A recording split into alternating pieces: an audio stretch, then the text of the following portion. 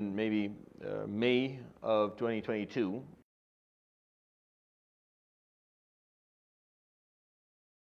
Comprehensive, and that is from Surat Qaf to Surat An-Nas. I'm going to explain that in a moment. And we've now arrived at the last juz of the Quran, or the last cluster or group of surahs, which is Juz Amma, or the 30th and final chapter. And I've done this in English and in Arabic more than once here in London. I don't think we ever actually properly recorded it, so I thought we would do it one more time and make sure that it's properly put together so that those who would like to use it in the future can do so.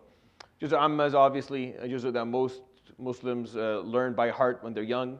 And if you're not a strong memorizer and things don't stick to your brain well, then knowing Juz Amma is probably as much as we can ask of you, and knowing that is actually quite meaningful. And if you understand what it means, then not only are you capable of reciting those surahs in your prayers, but you're also capable of thinking about what the meanings of these surahs are. I don't discourage people from reciting within their salah the short surahs. I don't think they have to go and read the long ones. But if you're going to read the short surahs and you're going to do that repetitively, then at least know what they mean, and at least know what the theme of each of these surahs is, so that you're capable of thinking about that and reflecting and learning, because there is a lot to learn from each of these surahs. They're very profound. So this will probably take a year, so I don't lie to you. It'll probably take a year to get through the whole thing. Mainly because of the number of surahs that Juz Amma has, as I'll point out in a moment, and the fact that I want to give it its proper time. We will do a little bit of a recitation or read along as we go through the surahs. Today I'm going to give you a little bit of an introduction to the whole plan, and we'll start probably with a little bit of the first surah. You probably won't get too far in it, and we'll continue inshallah ta'ala next week.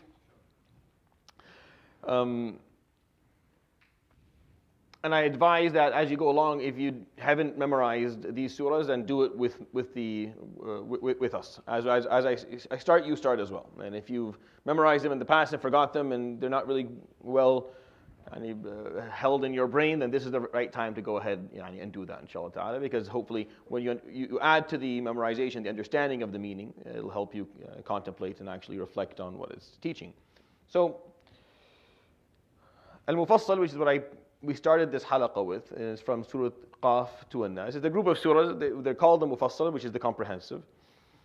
I still recommend highly for every Muslim to try and memorize those. If you have a little bit in you in terms of trying to memorize, that's what you go for. You go for Surat Al-Fatiha, and then from Qaf to An-Nas. And then whatever you can add to that is barakah, is khayr. Whatever surahs you can add to that, like Kahf and Dukhan and Maryam and Yasin and stuff like that, go ahead.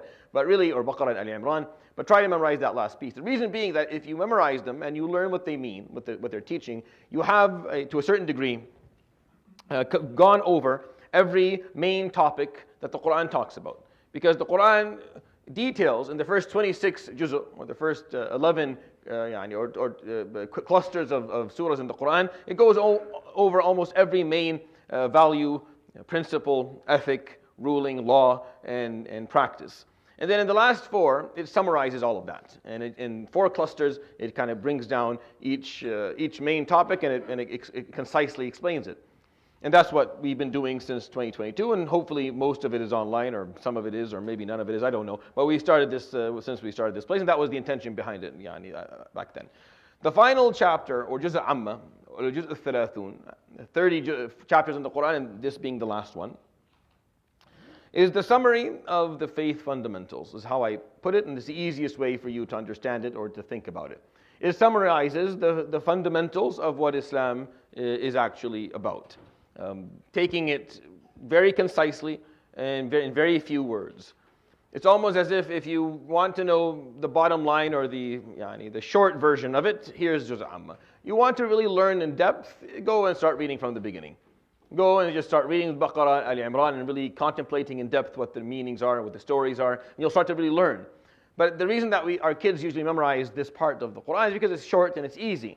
But our flaw in it is that we don't ensure that they understand what it's saying. So they know the words, but they don't really have any idea why this surah is important and what exactly its purpose is serving. So it summarizes the faith's fundamental concept, the faith's fundamental values. Some of them are extremely, extremely short, and they explain concepts that were detailed in previous surahs and clusters in the Quran. Why this is important is because each surah in the Quran is its independent unit. So when you think about that, a surah comes from the word surah, comes from the root sin, waw, and ra. And if you know Arabic a little bit, you know that a sur is a fence, is a high fence that usually is used to protect who is ever on the inside. You can use the word fence. There are different words for fences in Arabic that are just there for just for they're just an adornment. They just look nice. A sur, no, it's a high wall that is designed to protect whatever exists on the inside from what's being trying to affect it from the outside. So the word surah is taken from that. So surah means a fenced-in concept, something that is independent. It is in silo. It exists alone. You have to understand it by itself, right? That being the case, Surat Al-Baqarah is a surah, and Surat Al-Kawthar is a surah. And the difference between them is quite is huge. Surat Al-Baqarah is around 40 something pages, and Surat Al-Kawthar is a quarter of a page. So if you think about it, it's just the numbers are over 100 and some fold of Surah. But still, Al-Baqarah is a surah, and Al-Kawthar is a surah. As far as the Quran is concerned, there's still two units that have their own meaning and have their own concept that they're trying to explain to you. So yes, you study Surah Al-Baqarah, it'll take you maybe a few years to learn everything within it, but everything in Surah Al-Baqarah, every ayah in Surah Al-Baqarah is trying to draw one picture.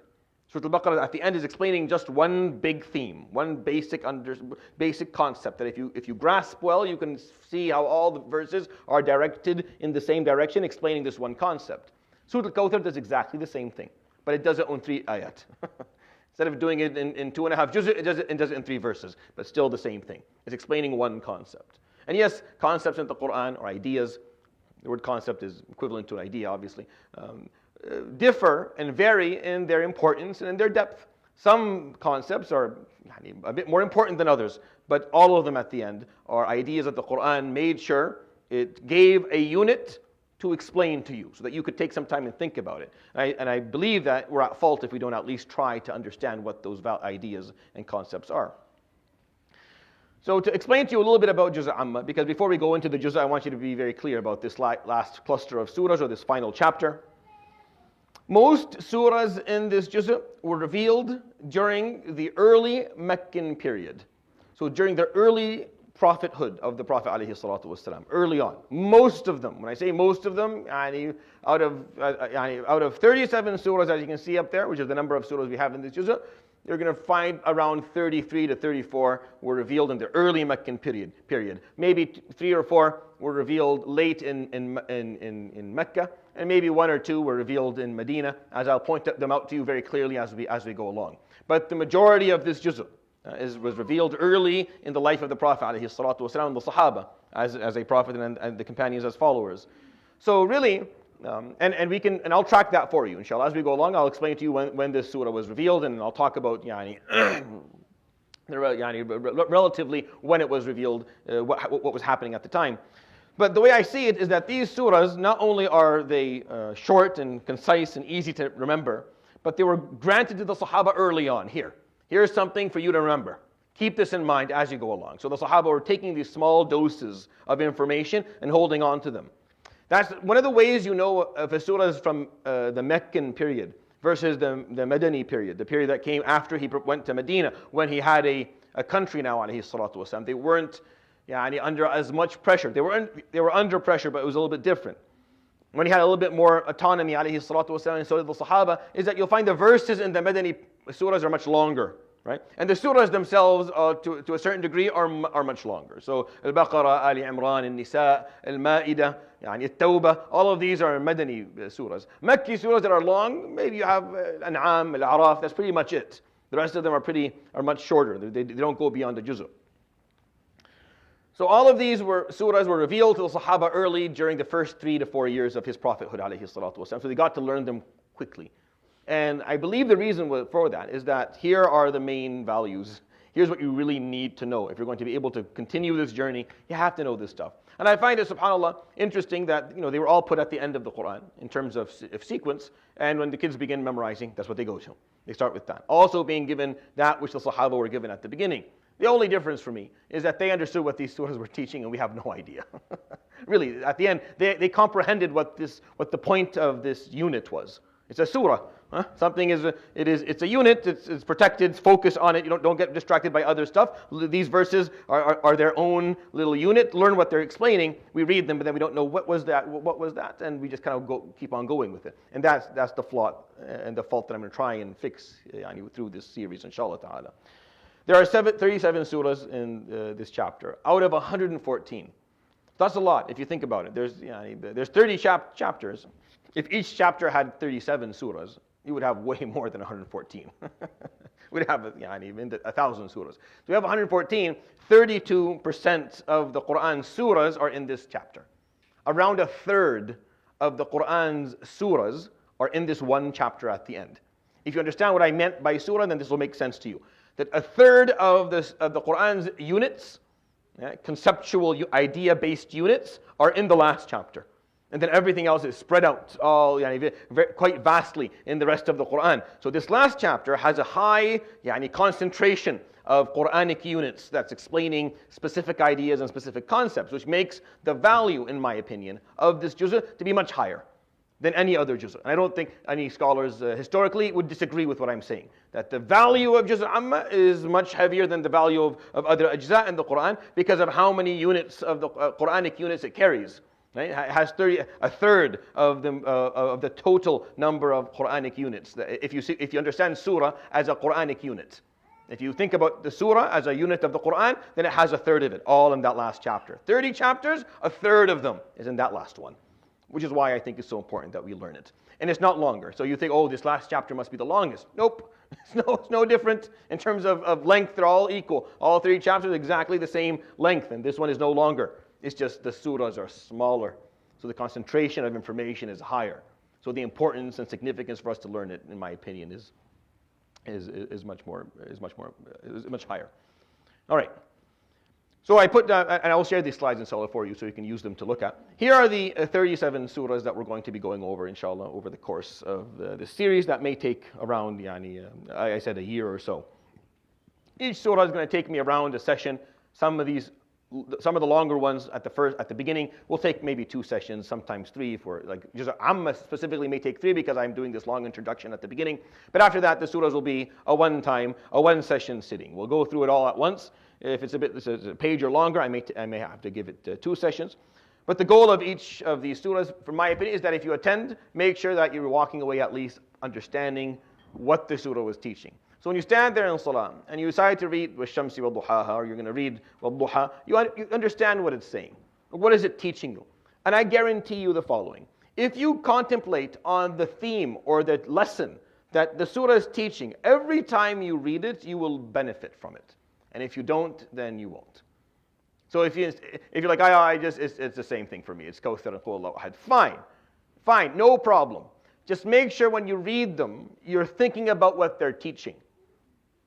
When you do that, by the way, you'll start actually looking for something else. Like you'll say, I've learned this concept of Surat Al-Kawthar. I'm very strong in that. I understand it now. You may find there's an urge of reading something different. But when you don't think about anything, it's just words falling off the tongue, rolling off your tongue. Then we'll stick to the same surahs until the day, because it doesn't make a difference. Because they're all the same to us. None of them are provoking any degree of thought for us. And that's my point of doing this series. That if nothing that you're reading is provoking thought, it's not encouraging you to think about something specifically or contemplate it for a moment or reflect on it or engage in deep thought while you're saying it, then you're not benefiting from whatever it is that you're saying. The repetition of the Quran, the repetition of reciting Surat Al-Fatiha, for example, and the surahs of Juz' Amma, the point of it, or the benefit, the significance, is that repeated reflection, that repeated thought process. You keep on thinking about the same thing. Repetition makes a concept strong, by the way. Any idea, any value, any ethic, any belief that we have, if you want to strengthen it, you have to repeat it. You have to repeat it every day, or sometimes multiple times a day, so that it becomes really strong. Understanding that, really, Surah Al-Fatiha should be the strongest understood surah in the world, and it often isn't.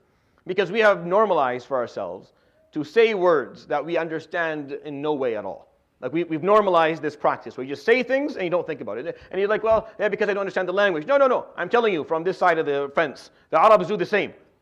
Don't think, oh, I don't understand the language, that's why I don't do it. No, I'm telling you, most of the Arab, they read, they don't think of a word of what's being said at all. And they don't understand the gharib. They don't understand the actual meanings of the difficult words. It just rolls off their tongue.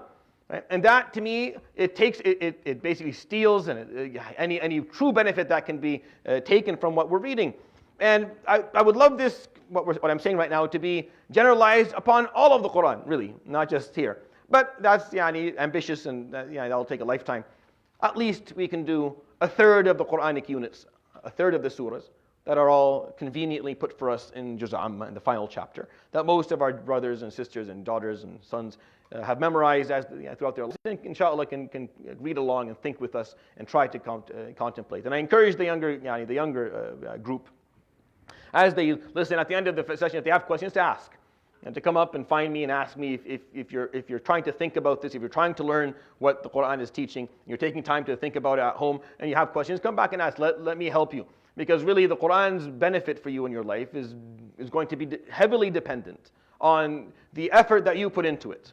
If you don't put effort into the Quran, like if you're not willing to try and learn it, if you don't sit by yourself and read and think and then look things up and then read again and think, then you're not going to take anything out of the Quran. I'm sorry, it's just going to be a book on the shelf, and your parents are telling you, memorize this, read this, but you're not really taking anything out of it. This is an opportunity for you to think about it, learn something, and then try to personalize it for yourself.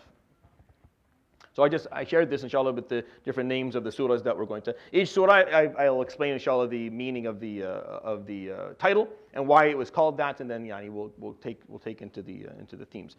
So the session breakdown for each surah will have these four basic elements. In addition, obviously, to reading the surah together and trying to fix the recitation to the best of our ability. I can't go around and do it for each person, but I'll try to explain the stuff that may be difficult in recitation.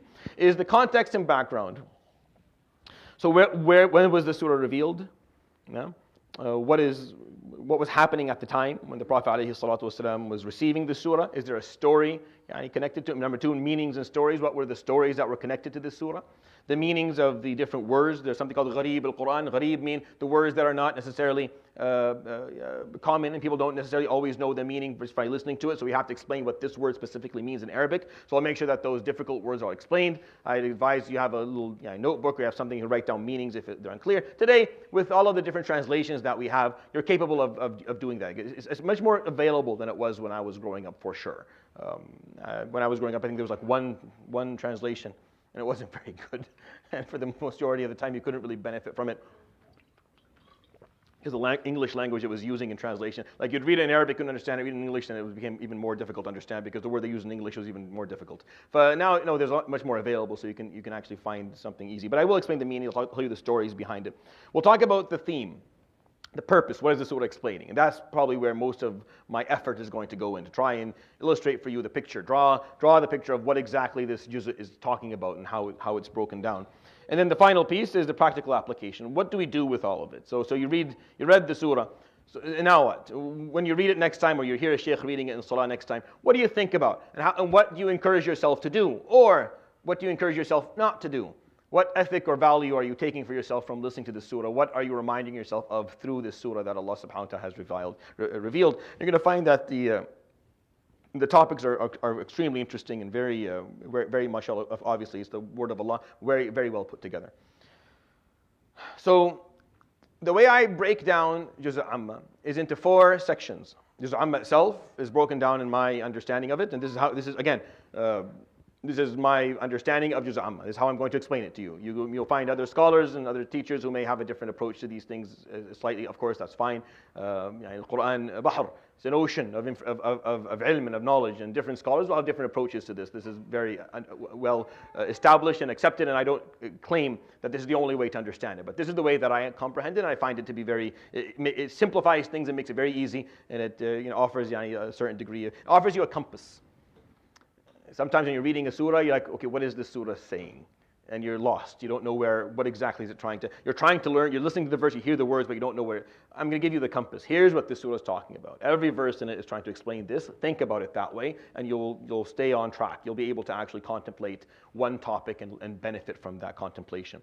So the 4 breakdowns is, number 1 is from Naba to An-Nas, Naba afwan to Abasa, the first 3 surahs in the Juz'ah. So Naba, Nazi'at, and Abasa. And these are the foundation. They talk about the components that are needed for a deen, which is a way of life, a religious way of life, needs to exist. And I'm going to talk about that in a moment, because that's what we're going to be starting with today. The second group is from At-Takwir to Al-Buruj. And these talk about choices. They talk about the sanctity of choice, the sanctity of your freedom of choice, and everything that attains to your choices in general. And so this is probably, in my opinion, was and continues to be the most important part of Juz' Amma. I think it's, if you don't attend anything, you have to attend that, old or young, because this is, I believe, where where there's a major flaw in our understanding of our own deen. Wallahu a'lam. The third group is from Al-Layl, Al-Tariq, to Al-Layl. So from Naba to Abasa, and then from Takwir to Al-Buruj, then from Tariq to Al-Layl. And this is the Muslim toolkit. Each surah talks about a tool that Allah subhanahu wa ta'ala put at your disposal that you're going to use to deal with life. From tasbih to tawakkul to sabr, the tools. What is it? Because life has its difficulties, has its ups and has its downs, has its eases and has its hardships. And you need to be able to deal with all that. So we have these surahs that offer you a toolkit. Here's a bunch of things that you need to be able to use, that are being offered to you, so you can use to deal with life. And then the final group of surahs is from Al-Duha to An-Nas, and this is called the bottom line. Or what they're called in the Quran are Qisar al-Mufassal.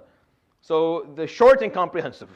So al-Mufassal, the comprehensive, from Qaf to An-Nas, and the Qisar al-Mufassal, they're really short and comprehensive, is from Al-Duha to An-Nas, and these are going to be, they're going to summarize the values of Islam, and each surah is like a pill. It's like you just pop, you need every once in a while. Your head hurts, you take an Advil. Something else will hurt, you take a duha, you take a sharh, you'll take something, you'll take a ma'un, you'll take something. You need a dose of one of these, just a strong, very concentrated reminder on one topic so that you can keep on going. And that's what they're going to serve as we go. We're not going to deal drugs in the masjid, don't worry. It's just the concept of that these surahs really serve that purpose. They're very, very short, right to the point. There's no introduction, there's no anchor ayah, it's just here's what you have to know. And then if you understand it, it means me. It becomes quite significant. So these are the 4, this is the breakdown of Juz' Amma, the 4 groups. So Naba to Abasa as the foundations, and I'm explain what that means in a moment, because we're going to start with that. And then you have Takwir to Buruj, you can talk about the choices, and then from Tariq to Al-Layl is going to talk about the toolkit, and then at the end, the Duha to An-Nas is going to the bottom line, or the short and comprehensive surahs, the summaries of the values of Islam. And so inshallah, we'll go through them in that manner. All right. So, An-Naba to Abasa, the first group of surahs and explores the basic components required for a deen. I can't really start with Surat An-Naba before I just explain what that means, what a deen is. We often translate deen to religion or faith, or in Arabic, that's not what it means. A deen is a way of life, is what you feel you owe to whatever power you serve. That's why in Arabic, we'll use the term, or we'll say a phrase, هَذَا مَا أَدِينُ بِهِ. This is what I go around with as I owe. That's why a loan is dain, right? So the loan is a dain. It's from the same root of 3 letters in Arabic. And whenever they have the same root, it's the same basic meaning. So deen is really not just a faith or religion, which are Western terms that have specific usages that I don't think necessarily mimic what deen. Deen is a religious way of life. In order for there to be an ideology or a religious way of life, a deen, something that you feel explains the world and explains your life and gives you purpose and allows you to behave in a certain way, which is what a deen is, you need 3 basic components, which is what each surah in this small group at the beginning is going to explain. Surat An-Naba is going to talk to us about Allah, the Creator's perspective. First, you need to know whoever made this, what exactly is their perspective on all of this. You can get my perspective and the person sitting beside you, and you may have a perspective as well. Amazing. 8 billion perspectives on existence. In order for you to have a deen, you have to see the one who made all of this. How does he see it? Or how do they understand that? How does the Creator comprehend all this, what is the narrative that comes from Allah? So you need the Creator's perspective in order for us to go anywhere. Number two, you need the method to honor that perspective. Well, how are you going to do it? How are you going to honor this perspective that was explained to you by the Creator, which is what Surat Al-Nazi'at is going to explain? And then what values are going to be needed in the process of honoring it? So you have the method, but then what are the parameters, what are the lines? What is the code of conduct, which is what Surat Abasa explains. And at the beginning of each surah, I will obviously explain that in some degree of depth, but that's what we're going to be starting with, inshallah. The first group within the final chapter, from Al-Naba to Abasa, we'll begin, inshallah ta'ala, today with Surat Al-Naba. So, first of all, Surat Al-Naba is one of the early Makki surahs that were revealed to the Prophet alayhi salatu wasalam. The majority opinion that was revealed all at once. It was not revealed in pieces, it was revealed all in one go, and that is the vast majority opinion, so almost no difference of opinion on that topic specifically. The name itself is what is most intriguing or interesting to me. The name is Al-Naba. Now, if you grew up in the Middle East at any point, then you know that if your father was watching TV, then he would have something called Nashrat al-Anba, right? And then every once in a while there'll be this red banner at the end of the lower part of the screen that will say Naba Ajil.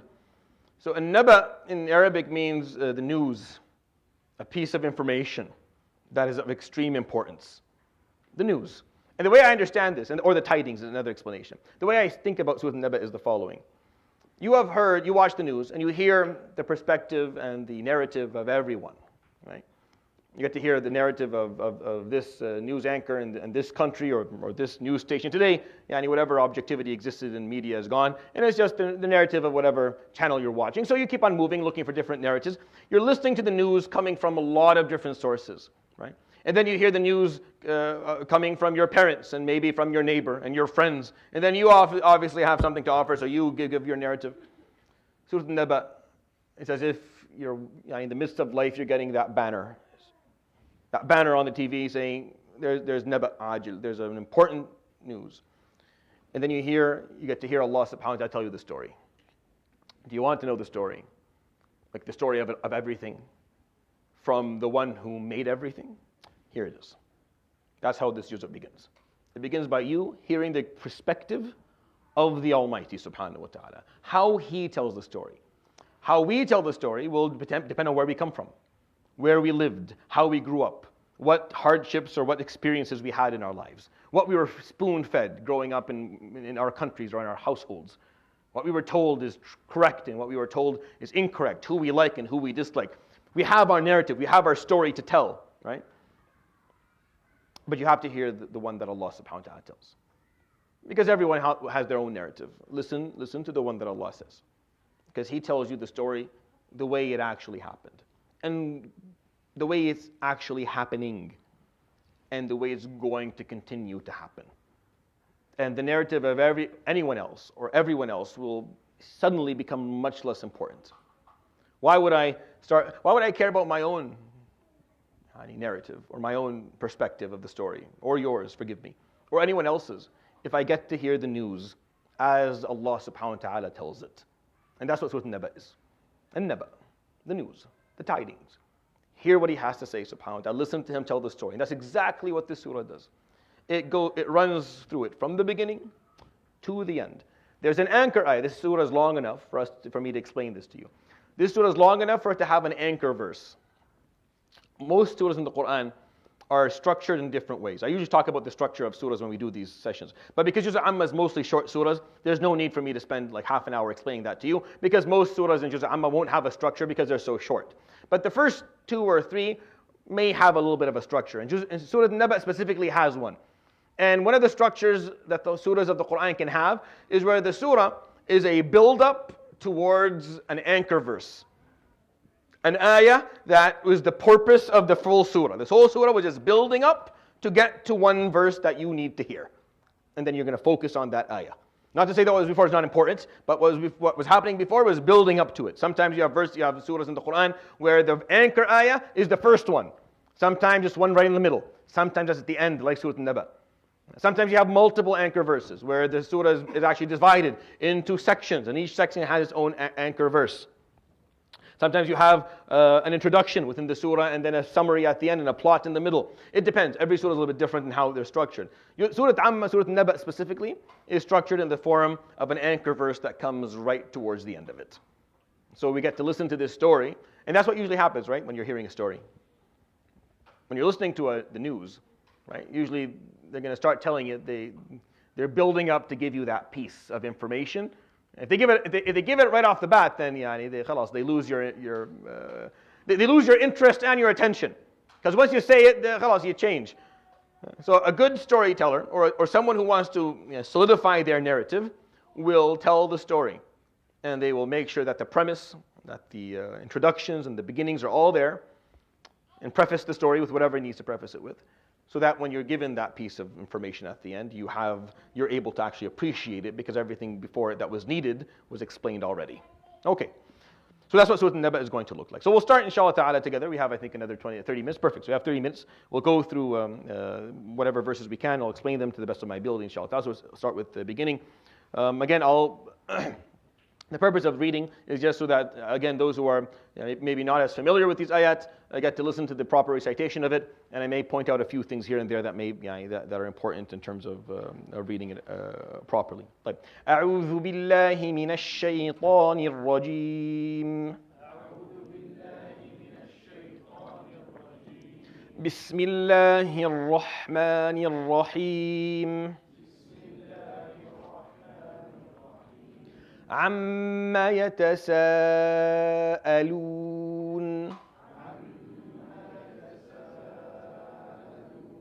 So watch out when you say amma, you don't give the meme an alif after it. So it's not amma, it's ammaya. Ammaya. So it's just a fatha on the meme, and you give the meme two harakat. All right. عن النبأ العظيم الذي هم فيه مختلفون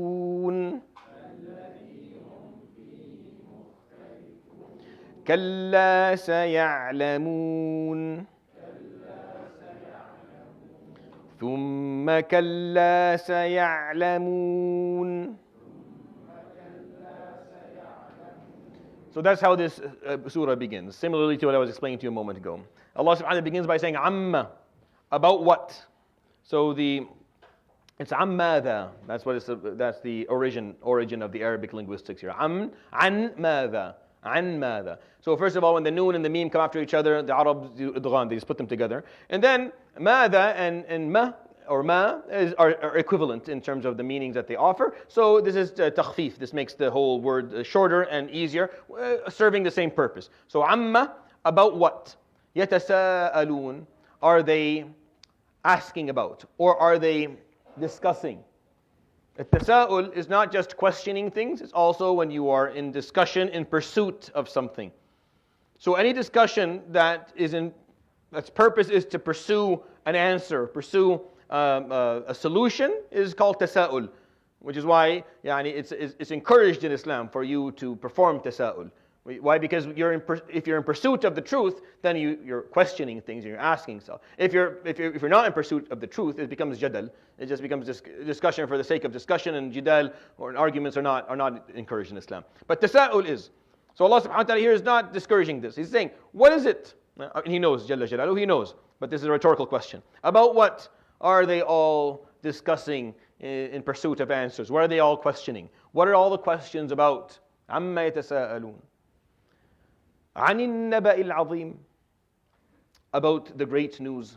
Al-Azim, obviously the magnificent or the great. عن النبأ العظيم, are they all questioning or asking or discussing or disagreeing about the great piece of news? Is that what they're all discussing and disagreeing about? Well, the answer is yes. Yes, that's what we've been doing. Not you and I, but rather on a larger scale. The human race. That's exactly what we've been doing. For the last number of thousands and thousands of years, what we've been doing is trying to figure out what is all this? Why are we here? And what are we doing? And what is the origin of it? And where are we going? And what is expected of me? And how am I supposed to behave? And are there any consequences? And are there boundaries? And why are there boundaries? And who put them there? And what if I don't listen to them? And what if I decide to do something different? Right? We've been questioning this for thousands of years, arguing back and forth in pursuit of, okay, what exactly where did this come from? Because you can't deny it. As a human being, at a certain time in your life, you bounce into consciousness. You were walking around beforehand, eating and drinking and enjoying it, but you weren't really conscious. And then suddenly you have this consciousness, meaning you start having the ability to question things, and you start wondering. Maybe at the beginning, life is so much fun that you don't really do a lot of that, but you do have the capacity for it. You have the capacity for it, but there's a lot of distractions and a lot of things that are taking your attention. So you just go, there's a lot of food to eat, a lot of games to play, a lot of people to get to know. It's really cool and awesome. So you just don't really, but you have the ability to ask the question. So Allah subhanahu wa ta'ala is saying, what is it that they're asking about? The humans. What are they questioning? Is it Al-Naba al-Azim, about the great news? Alladhi hum fihi. The news. Alladhi, the news. Hum fihi. That they are within mukhtalifun. They are disagreeable. Al-mukhtalif is when something is different than something else. Mukhtalifun is when people are disagreeing. We're not agreeing on. So what is all this? Then you give me the story. Oh, we came from this and that, and we're here for this, and we came from nothing, we're going to nothing, so nothing really matters. Go ahead and do what you want and just have a good time and try to stay away from trouble. Someone else tells you, no, everyone they're throwing out different narratives. Mukhtalifun, we're not agreeing. Alladhi, this story, this piece of news, this tiding. Alladhi hum fihi, the one that everyone seems to be within, mukhtalifun, disagreeing. This is all with a question mark at the end of it. Amma yatasa'alun. What are they asking about? Al-Naba al-Azim. Are they asking about the great news? Alladhi hum fihi mukhtalifun, the one that none of them seem to be agreeing about. So there's an answer that is obviously not said here. Na'am ya Rabb. So what is his answer subhanahu wa ta'ala to that? Kalla, indeed. So kalla in the Quran can sometimes mean no. Sometimes. Most of the time it doesn't. Most of the time it means to emphasize. But that's not true either. Because in Arabic, when you say no at the beginning of a sentence, usually that's leading to emphasis. We even do that in English. If you're talking in daily talk, you'll use, oh, no, that's not, and then you go on. And what he was saying did not require a no at all. There was no room for it. But you say it almost to emphasize that everything else is a no. What I'm going to tell you right now is the right thing. So emphasize it in an indirect way. And I don't want to bore you, especially with the younger people, on the linguistic origins of these usages of terms within languages. But that's what kalla is going to be used for in the Quran a lot. So just get used to it as we go along. The purpose of it, you could say no, but the purpose of this no is not to deny something. It's rather to emphasize what's going to be said next. That this is the kalla saya'lamun, who indeed, they will find out. They will find out for sure. Thumma, and then again, Kalla saya'lamun, indeed they will find out. Now or later, soon or in the future, willingly or unwillingly, acceptingly or in a state of denial, everyone will find out. This is a promise from the Lord subhanahu wa ta'ala himself. You will find out the narrative. You will know exactly what the story is. The question is just when. When are you going to find it out? When are we as human beings going to figure out what exactly is happening and where we fall in this big mosaic of a picture that exists and what's required of us? If you're too late doing that, then it may not count anymore. But if you find out early enough, then you still have a chance of making it right and correcting the wrongs and getting in line and getting on board with things and moving in the right direction. But you'll find out. You'll find out either way. Yawm al-Qiyamah, there are no two people differing on anything. On the Day of Judgment, there's no disagreement. On faith, there's no disagreement on the narrative. No one has a different story to tell. It's this story.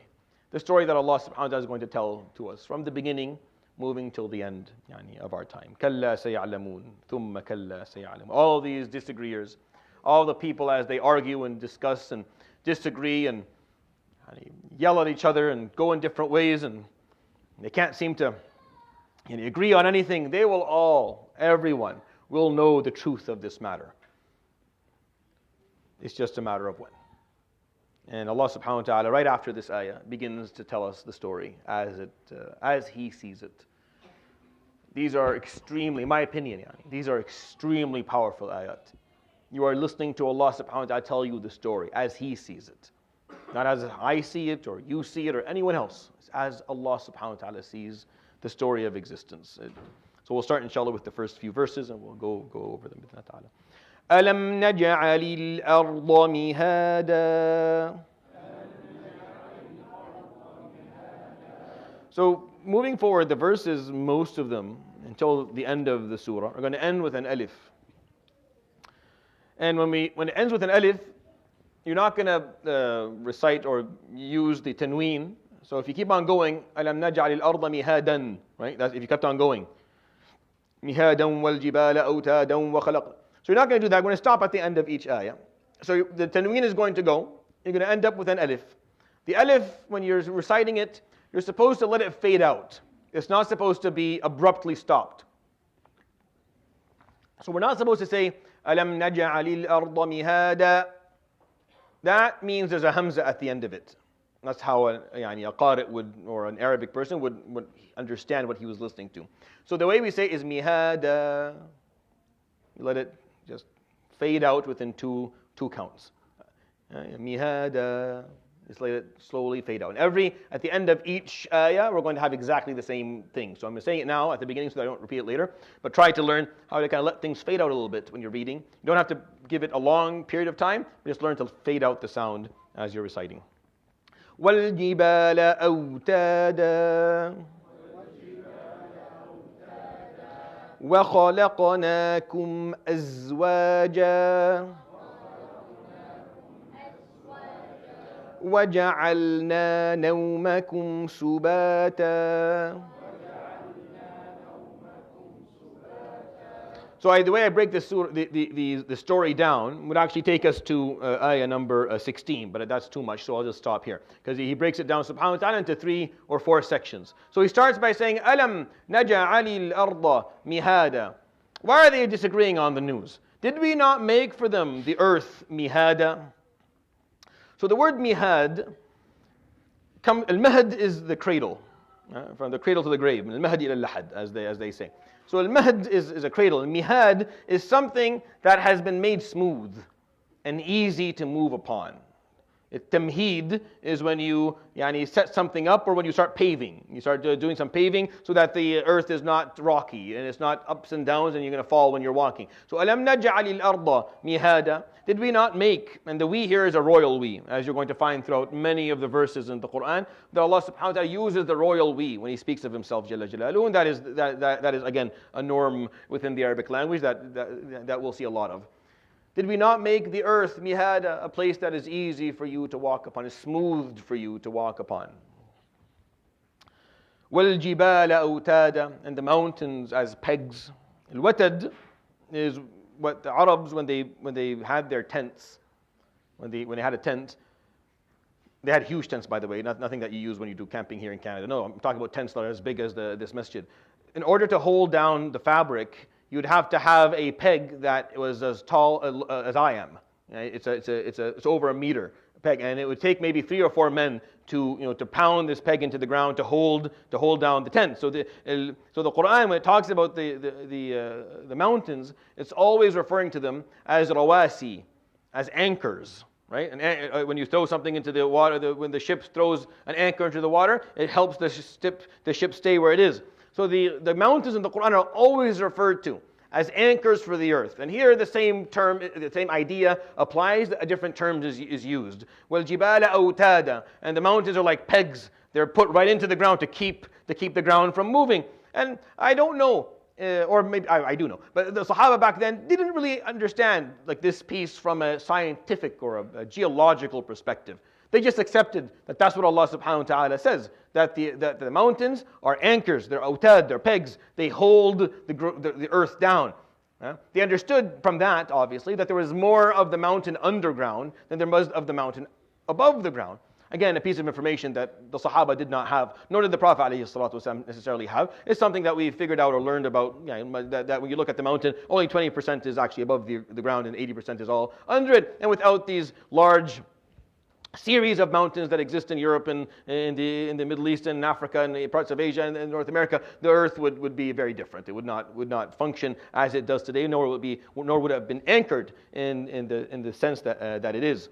So Allah subhanahu wa ta'ala begins the story by telling, before we came, Alam naj'al al-arda mihada. Was the earth not already smoothened?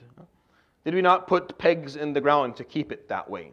وَخَلَقْنَاكُمْ أَزْوَاجًا. And we created you in pairs. You as in human beings and everything else that came with you as you were being created. وَخَلَقْنَاكُمْ أَزْوَاجًا. We made sure that the earth and everything that the earth required was already put on it. And then we created you in pairs. وَجَعَلْنَا نَوْمَكُمْ سُبَاتًا. And we made sure that your sleep, subat in Arabic, the best way to explain it is rest.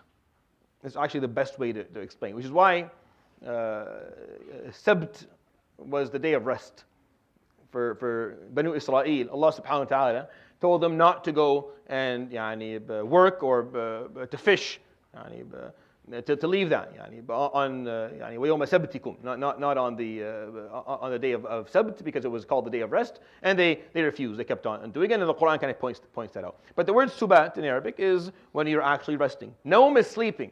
Now, whether it's restful or not, that's a different story. It depends on what type of sleep you're getting and how old you are and a number of other elements. But he's saying, وَجَعَلْنَا نَوْمَكُمْ. We made sure that your sleep was a time of rest. Subata was restful. Have we recited the one after, or we stopped at 9? Stopped at 9? Okay, we'll continue inshallah, and I'll explain what brings all this together. وَجَعَلْنَا اللَّيْلَ لِبَاسًا وَجَعَلْنَا النَّهَارَ مَعَاشًا وَبَنَيْنَا فَوْقَكُمْ سَبْعًا شِدَادًا وَجَعَلْنَا سِرَاجًا وَهَّاجًا وَأَنزَلْنَا مِنَ الْمُعْصِرَاتِ مَاءً ثَجَّاجًا.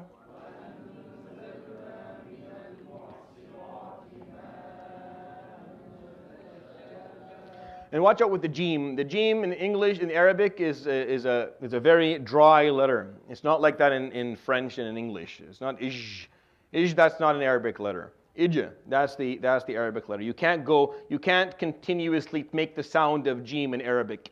It is very abrupt. You say it and then it's done once you say it, all within a second. So aj, you can't keep on going. Aj, that's not Arabic. So you can't say thajjaja, that's not Arabic. Thajjaja, it sounds different and it's pronounced differently as well. Okay, so just watch out for that. And we have letters in language that are rikhu and some that are shadid. So some letters you can keep on going. If I give you, if I give you extra oxygen into your lungs, you can keep on saying forever, ash, right? And az and as. Keep on going for as long as you like. You never stop. But the jim, for example, is not like that. The dal is not like that. Ad, that's it. I have no ability to keep on going, right? The qaf, the same thing. Aq, we're done. Aq, ab, al hamza, it's no more. There's other letters you can go on forever. The jim is one of the letters where you can't keep on going. It's a one-time thing. Aj. That's why the Arab did qalqala. That's why in the Quran we have qalqala. So instead of saying aj, which is very difficult, say aj, right? Instead of say aq, you say aqa. They say وَخَلَقَنَاكُمْ. وَخَلَقَنَاكُم. You give a qaf a little bit of a jump. That's why alam naj'al al-arda. Not alam naj'al al-arda. That's difficult. Alam naj'al al-arda. So all these letters that are very heavy, the Arabs did different things with the kaf, for example. Ak. That's it. So they give it a hams. Ak. You sound a little bit of air, just to make it easier to actually say it. So all these rules in tajweed are taken from the fact that there are different characteristics for different letters. So just watch out for the jim. Thajjaja. It's not ij. I know it's difficult. I have students who have been trying to learn it for years and they still can't get it right. لِنُخْرِجَ بِهِ حَبًّا وَنَبَاتًا وَجَنَّاتٍ أَلْفَافًا. So here he tells the story of creation, of what He made, subhanahu wa ta'ala. Not in the sequence of making it, but rather in the functionality of making it, subhanahu wa ta'ala. So He begins with that which was made for you before you showed up. الْأَرْضَ مِهَادًا وَالْجِبَالَ أَوْتَادًا. Made sure that there was a place for you to live, and that place for you to live was mihad. I mean, it was like a cradle. It was there it was going to nurture you. A cradle is known as a space that you're going to be nurtured in. So the ard is mihad. It's a place that you're going to be nurtured there. وَالْجِبَالَ أَوْتَادًا. And around it are mountains to keep it like that. So it's not a variable. It stays constant. وَخَلَقْنَاكُمْ أَزْوَاجًا. And then we created you in pairs so that you were productive. So you're capable of living, and you can get married and have children, and the race can continue, and life can continue. And everything around you was created the same way so that they can continue as well. And then we made sure that you had sleep, and that sleep was there for rest. And then وَجَعَلْنَا اللَّيْلَ لِبَاسًا وَجَعَلْنَا النَّهَارَ مَعَاشًا. We made sure the night was a time for you to stay put. Libas is when you, lubs is when you get dressed. Libas is clothing of some sort. So libasa is when something is being clothed or covered. So we made the night a time where we cover everything up. It's dark. So you are, by naturally speaking, going to have some time for yourself and time to perform this. وَجَعَلْنَا النَّهَارَ مَعَاشًا. And we made the daytime a time for you to go and seek a living. Ma'asha. Al-ma'ash, of course, if you come from the Middle East, ma'ash is your salary. This is the word that we use. Come ma'ashak, what's your salary? And that's actually quite accurate. وَجَعَلْنَا النَّهَارَ مَعَاشًا. I mean, we made the day a time for you to go and seek a salary, or seek a way to live, seek life for yourself. I mean, this was the design by Allah subhanahu wa ta'ala. You were created, but you're not going to be awake all the time. You're going to need some time to rest, and we have a design for you. Night is a cover, and then day you can go out, and you're going to go out and live and make a living for yourself. وَبَنَيْنَا فَوْقَكُمْ سَبْعًا شِدَادًا. And we created, or we built above you 7 shidad. Is the plural of shadid. Shadid is something that is powerful, that is strong, that is structurally uncompromised. Shidada, I mean, there is a plural of that. They're all structurally uncompromised, and they're powerful. The 7 layers of the cosmos that are above us. Whatever that means, and however far that goes into space or beyond the space that we are capable of observing, is what Allah subhanahu wa ta'ala. وَبَنَيْنَا فَوْقَكُمْ. Above you is our 7 layers of that which is much stronger than you will ever be. وَجَعَلْنَا. And within it, سِرَاجًا وَهَّاجًا. There will be a brightly burning. Al-wahaj is something that is brightly burning. Al-wahaj is not just light, but there has to be something burning within that light in order for it to, because you can have light that doesn't have that heat piece. Al-wahj is something that is there's light, but it's from a fire that's burning. وَجَعَلْنَا سِرَاجًا, a lantern or a lamp. وَجَعَلْنَا سِرَاجًا وَهَّاجًا. It's talking about the sun. وَأَنزَلْنَا مِنَ الْمُعْصِرَاتِ. المعصرات is a plural of a mu'sir. And the word mu'sir, you ever the word asir in Arabic? Asir is juice. Mu'sir means something that can produce liquid. Asir, we use that term is because you would take a fruit of some sort and you make it produce a liquid. Oranges or apples, you make it produce a liquid. So al-mu'sirat is a creation that Allah subhanahu wa ta'ala is going to have produce liquid, which is obviously the clouds. So the word mu'sirat is just the Arabic term, or one of the Arabic terms for clouds. وَأَنزَلْنَا. And we descended for you مِنَ الْمُعْصِرَاتِ from the clouds مَاءً, water, ثَجَّاجًا. Thajjaj means there's an abundance. It is cool, it is fresh, and it's in abundance for you. لِنُخْرِجَ بِهِ. So that we may extract using that water حَبًّا, grain, وَنَبَاتًا, and plants. وَجَنَّاتٍ أَلْفَافًا. And gardens that are so dense that they are intertwined with it. Al-fafa from al-laf. Arabic laf is to circle, is to circumambulate or to turn around in something, right? So al-fafa means that they are circling and they're intertwining so that you don't know which is which anymore. You don't know this is a stalk of which of these trees. They're all al-fafa. They're so dense and condensed, they're stuck together. وَجَنَّاتٍ, and gardens that come together, jungles. وَجَنَّاتٍ أَلْفَافًا.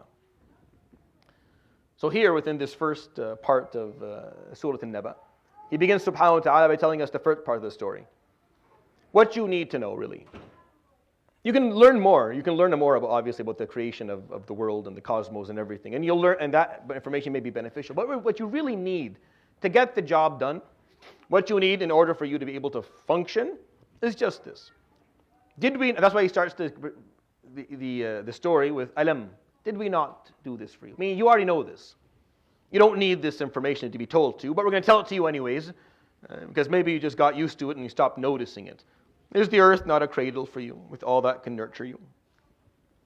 Do you not have mountains that hold it together?